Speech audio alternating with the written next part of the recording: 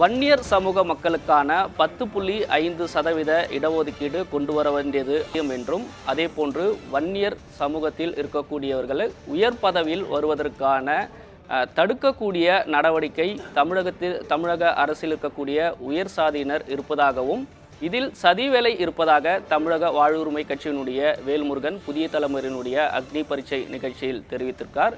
அது மட்டும் இல்லாமல் வன்னியர் சமூகத்தில் இருப்பவர்கள் உயர் பதவியில் வருவதற்கான தடுப்பதற்கான தலையீடு இருப்பதாக அவர் விமர்சித்து இருக்கிறார். தற்போது திமுக அரசில் இதை தடுப்பதற்கான சதிவேலை இருப்பதாக தமிழக வாழ்வுரிமை கட்சியினுடைய வேல்முருகன் புதிய தலைமுறையினுடைய அக்னி பரீட்சை நிகழ்ச்சியில் தெரிவித்திருக்கார். தற்போது இது குறித்து நம்முடைய பேசுவதற்காக திமுகவிலிருந்து கான்ஸ்டன்டைன் ரவீந்திரன் நம்மோடு இருக்கிறார். அவருடன் பேசுவோம். சார் வணக்கம். வணக்கம். சட்டமன்றத்திற்கு உள்ளேயும் சரி வெளியேயும் சரி உங்களோட கூட்டணியில் இருக்கக்கூடிய வேல்முருகன் தொடர்ச்சியாக வலியுறுத்திட்டு வராரு. ஆனால் தற்போது இந்த 10.5% உள்ஒதுக்கீடு வழங்குவதற்கு விருப்பம் இல்லாமலும், அதே போன்று இதில் சதிவேலை இருப்பதாக வேல்முருகன் பேசியிருக்காரு. இதை எப்படி பார்க்குறீங்க சார்? நான் முற்றிலுமாக அதை மறுக்கிறேன். எந்த ஆதாரத்தில் உயர் ஜாதியினர் சதி இங்கே தமிழக அரசில் இருக்கிறது என்பதை போகிற போக்கில் சகோதரர் வேல்முருகன் சொல்லுகிறார் என்று எனக்கு தெரியவில்லை. 10% இடஒதுக்கீடு எக்கனாமிக்கலி வீக்கர் செக்ஷன் என்று வந்தபோது அதற்கு எதிராக குரல் கொடுத்தது திராவிட முன்னேற்ற கழகம். ஆக இதில் எந்த சதியும் இல்லை. சதி செய்வது ஒன்றிய பாஜக அரசு என்பது நண்பர் வேல்முருகன் அவர்களுக்கும் தெரியும், பாட்டாளி மக்கள் கட்சிக்கும் தெரியும். நாம் கொடுக்க கூடாது என்று நாம் சொல்லவில்லை. ஏற்கனவே எம்பிசியில் 20%, மொத்தம் இருந்த பிசியில் இருந்த 50%, 20% எம்பிசிக்கு கொடுத்தவர் தலைவர் கலைஞர் என்பதை யாரும் மறுக்க முடியாது. ஆக இப்பொழுது நீதிமன்றம் என்ன சொல்லுகிறது, சுப்ரீம் கோர்ட்டினுடைய கேள்வி என்ன என்றால் அதற்கான பதிலை யார் சொல்ல முடியும் என்பதை நாம் தெரிந்து கொண்டால் இவர்கள் சொல்லுவது சரியா தவறா என்று புரிந்து கொள்ள முடியும். சுப்ரீம் கோர்ட் ஏன் ஸ்ட்ரைக் டவுன் பண்ணுது 10.5% அப்படின்னா, இவர்கள் எல்லோரும் நீங்கள் சொல்லுகிற 10.5%ற்காக நீங்கள் வன்னியர்கள் என்று எதையெல்லாம் கொண்டு வருகிறீர்களோ, எத்தனை சாதிகளை கொண்டு வருகிறீர்களோ, இவர்களெல்லாம் அந்த நீங்கள் சொல்லுவதை போல 10.5% கூட பெறவில்லை என்பதை எதை வைத்து சொல்லுகிறீர்கள்? அவர் நண்பர் வேல்முருகன் அவர்களுக்கு தெரியும். 10.5%ற்காக இந்த நமது எடப்பாடி பழனிசாமி அவர்களுடைய அரசு டிசம்பர் மாதம் 20ஆம் தேதி தான் ஒரு கமிஷனை அமைத்தது. அந்த கமிஷனுடைய ரிப்போர்ட் வருவதற்கு முன்னால் பிப்ரவரி மாதமே 10.5%ற்கான சட்டத்தை கொண்டு வந்து விட்டார்கள். அதை உயர்நீதிமன்றம் நிராகரித்து விட்டது.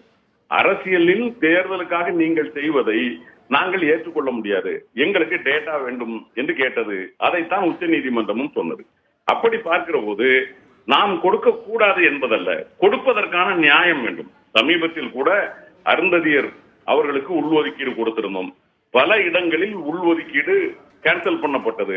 ஆனால் வேல்முருகன் முன்வைக்கக்கூடிய கருத்து உள்ஒதுக்கீடு கொடுப்பதற்கான தடுக்கக்கூடிய நடவடிக்கை இருக்கிறது அப்படின்றதா உங்களை நோக்கி அவர் முன்வைக்கக்கூடிய ஒரு கேள்வியா இருக்கு.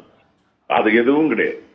நம்ம அப்படி அவரை சொல்றதுக்கு அதுதான் நான் கேட்கிறேன். இதனால இப்போ ஒரு உதாரணத்துக்கு கேட்கிறேன். 10.5% ஒருவேளை சகோதரர் வேல்முருகன் சொல்வதை போல எம்பிசி நமது வன்னியர் மக்களுக்கு கொடுக்கிறோம் என்று சொன்னால், இதனால் யார் பாதிப்படைய போகிறார்கள்? உயர் ஜாதிக்கும் இதற்கும் என்ன சம்பந்தம்? இது மொத்தம் 20%. நாம் 115 ஜாதிகள் இருக்கிறது. 115 ஜாதிகளில் 65 ஜாதிகள் வன்னியர் ஜாதி, 35 டிஎன்சி, அண்ட் அதுக்கு பிறகு ஒரு 15 சின்ன சின்ன ஜாதிகள் சேர்ந்துதான் அந்த எம்பிசி கோட்டா. அப்படி இருக்கும்போது சகோதரர் வேல்முருகன் ஒரு தவறான வாதத்தை வைக்கிறார் அல்லவா? இதற்கும் உயர் ஜாதிக்கும் என்ன சம்பந்தம்? ஒருவேளை இதே எம்பிசியில் இருக்கக்கூடிய ஏனையவர்கள் ஏதோ செய்கிறார்கள் என்றால் கூட ஒரு தர்க்க ரீதியாக நாம் ஏற்றுக்கொள்ளலாம். ஆனால் எக்காரணத்தை முன்னிட்டும் இது போன்ற சதி வேலைகளையோ அல்லது இது போன்ற சகுனி வேலைகளுக்கோ இந்த அரசு, மாண்புமிகு முதலமைச்சர் தளபதி மு.க. ஸ்டாலின் தலைமையிலான அரசு ஒருபோதும் தலைவணங்காது. சமூக நீதியை நிலைநிறுத்துவதில் தொடர்ந்து திராவிட முன்னேற்ற கழகம் தனக்கான பங்களிப்பை செய்யும். தளபதி மு.க. ஸ்டாலின் அதை செய்து முடிப்பார். சமீபத்தில் ஆர்டிஐ மூலமாக 2018 2022 ஆண்டு வரை வன்னியர் சமூக மக்கள் எந்தெந்த துறைகளில் இருக்கிறார்கள் என்ற ஒரு ஆர்டிஐ தகவல் வந்தது. ஆனால் அதில் முற்றிலுமாக உண்மை இல்லை. இதில்தான் உயர் சாதியில் இருக்கக்கூடிய அதிகாரிகள் தரப்பில் இருக்கக்கூடிய சதிவேலை இருக்குமா என்ற ஒரு ஐயத்தை வேல்முருகன் முன்வைக்கிறார். அது மட்டும் இல்லாமல் உயர் பதவிகளில் வன்னியர் சமூக மக்கள் இருக்கக்கூடிய பட்டியலை வெளியிடுவதற்கு தமிழக அரசு தயாரா என்ற கேள்வியும் அவர் முன்வைக்கிறார். இல்ல, அது முதல்ல ஆர்டிஐல வாங்கினதுக்கு பிறகு அரசும் அதை வெளியீடு செய்திருக்கிறது. அரசு தகவலாகவும் டிஐபிஆர்ல இருந்து நாங்க கொடுத்துருக்கோமே, இவ்வளவும் இருக்கு அப்படின்னு. இதுல போய் எப்படி நம்ம மாற்ற முடியும்? ஒரு ஆர்டிஐல கொடுக்கக்கூடிய தகவலை அந்த கமிஷனர் தப்பாக கொடுத்தால் அவர்கள் அதை வழக்கு மன்றத்துக்கு போகும்போது அவர் அல்லவா பதில் சொல்ல வேண்டியது இருக்கும். அரசுக்கு அல்லவா அவமானம் ஏற்படும். அதை எப்படி இந்த அரசு செய்யும்? இந்த அரசு அல்ல, எந்த அரசாக இருந்தாலும் ஒருவேளை தகவல்களை கொடுக்காமல் இருக்கலாமே தவிர பொய்யான தகவல்களை எப்படி ஒரு தகவல் அறியும் உரிமை சட்டத்தின் கீழ் கொடுக்க முடியும்? எனவே நண்பர் வேல்முருகன் சொல்வதை நான் முற்றிலுமாக மறுக்கிறேன். இதில் எந்த சதியும் இல்லை. கொடுக்க வேண்டும் என்று நாங்கள் உறுதியாக இருக்கிறோம். செய்ய வேண்டிய வேலைகளை செய்து நாம் சொல்லுவது என்னவென்றால், அரசு சட்டத்தின்படி, சென்சஸ் ஆக்டின்படி, அதன்படி நம்ம சோசியோ எக்கனாமிக் டேட்டாவை கலெக்ட் பண்ணலாமே தவிர அது சென்சஸா வராது. அப்போ நமது தாழ்த்தப்பட்ட மக்கள் சென்சஸ் 10 வருஷத்துக்கு ஒரு முறை இருக்கு. எஸ்சி மக்கள் எவ்வளவு இருக்காங்க, எஸ்டி மக்கள் எவ்வளவு இருக்காங்க. ஓபிசிக்கு அப்படி ஒரு சென்சஸ் கிடையாது. அப்ப அந்த சென்சஸ் எடுத்தா தான் நம்ம ரிசர்வேஷன் கொடுக்க முடியும். இந்த சென்சஸை எடுக்கக்கூடிய எலிஜிபிலிட்டி யார்கிட்ட இருக்கு அப்படின்னு சொல்லி ஒன்றிய அரசு நம்ம பீகார் இதுல தெளிவா சொல்லியிருக்காங்க. உச்ச நீதிமன்றத்திலே சொல்லியிருக்காங்க, நான் இந்த சென்சஸ் எடுக்கிற உரிமை எங்களுக்கு தான் உண்டு, மாநில அரசிற்கு கிடையாது என்று தெளிவாக சொல்லி இருக்கிறார்கள். அதையுமா நண்பர் நமது வேல்முருகன் அவர்கள் மறந்து விட்டார் என்று நான் நினைக்கிறேன். எக்காரணத்தை முன்னிட்டும் இந்த 10.5% கொடுப்பதற்கான அனைத்து வேலைகளையும் திராவிட முன்னேற்ற கழகம் பார்க்கும். ஆனால் அதற்கு அடிப்படையான சென்சஸை ஒன்றிய அரசை எடுக்க சொல்வதற்கு அதன் கூட்டணியில் இருக்கிற பாட்டாளி மக்கள் கட்சி மட்டுமல்ல, ஒட்டுமொத்த தமிழக அரசியல் தலைவர்களும் குரல் கொடுத்து அதை எடுக்க சொல்ல வேண்டும். ஏனென்றால் 2021 இன்னும் சென்சஸ் எடுக்கவே இல்லை. எடுக்கிற போது இதை எடுத்து விடுங்கள் என்று கேட்பதுதான் நியாயமாக இருக்கும். அதன் அடிப்படையில் நாம் ஒருவேளை 10.5 அல்ல, கூடுதலாக கூட அவர்களுக்கு தேவைப்படுமானால் செய்ய முடியும். செய்துவிட்டு அடி வாங்கி கொண்டு உட்கார்ந்து விடுவதை விட எந்த காரணத்தை முன்னிட்டும் அதை அடிக்க முடியாத அளவிற்கு செய்து முடிக்க வேண்டும் என்பதுதான் திமுகவின் விருப்பம், முதலமைச்சர் மு.க.ஸ்டாலின் அவர்களின் விருப்பமும் கூட. சாதிவாரி கணக்கெடுப்பை மத்திய அரசு தான் நடத்த வேண்டும் என்று திமுக அரசு தொடர்ந்து நீங்க வலியுறுத்திட்டு வரீங்க. ஆனால் மாநில அரசே அதற்கான நடவடிக்கை எடுக்கலாம் என்ற ஒரு கருத்தையும் வேல்முருகன் முன்வைக்கிறாரு.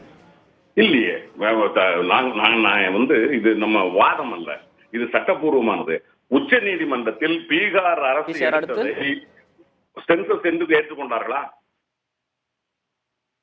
Hello, கேட்கிறதா sir? தொடர்ந்து பேசுங்க. அதாவது உச்ச நீதிமன்றத்தில் பீகாரினுடைய இடஒதுக்கீடு 65% கொடுத்ததை ஒன்றிய அரசு எதை வைத்து மறுத்தது? அவர்களுக்கு மக்கள் தொகை கணக்கெடுப்பு எடுப்பதற்கு அவர்களுக்கு உரிமை கிடையாது, எதன் அடிப்படையில் அவர்கள் கொடுக்க முடியும் என்று கேட்டது. இப்ப நம்ம அவங்க 10.5 உச்ச நீதிமன்றம் அதைத்தான் கேக்குது. எத்தனை பேர் வன்னியர்கள் இருக்கிறார்கள் என்பதை நீங்க எப்படி ஆராய்வு பண்ணீங்க, எந்த அடிப்படையில சொல்றீங்க? அது மட்டுமல்ல, இத்தனை மக்களும் மொத்தமாக 10.5க்கு கீழே தான் அவர்களுக்கான இடஒதுக்கீட்டில் அவர்கள் பயனடைகிறார்கள் என்பதையும் நீங்கள் எங்கே சொல்லி இருக்கிறீர்கள்? சொல்ல வேண்டும் அல்லவா?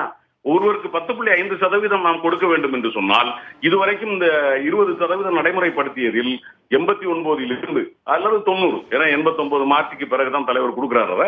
90 இன்னைக்கு வரைக்கும் அவர்கள் 10.5க்கு கீழே தான் அனுபவித்திருக்கிறார்கள் என்பதை நாம் டேட்டா எடுத்து அதிலே அந்த மக்களினுடைய ஒட்டுமொத்த எண்ணிக்கையும் எடுத்தால் தான் நாம் செய்ய முடியும். மக்களினுடைய ஒட்டுமொத்த வன்னியர்களின் எண்ணிக்கையை எடுப்பதற்கு மாநில அரசிற்கு உரிமை இல்லை, சட்டப்பூர்வமாக இல்லை என்பதை பிரதமர் மோடி தலைமையிலான அரசு உச்ச நீதிமன்றத்தில் தெளிவாக சொல்லி இருக்கிறது. எனவே அது எடுத்தால் தான் செய்ய முடியும், எடுக்க வைப்போம். தொலைபேசியில் இணைந்து உங்களுடைய கருத்துக்களை பகிர்ந்து கொண்டதுக்கு மிக்க நன்றி சார். கார்த்திகா, இனி நீங்கள் தொடரலாம்.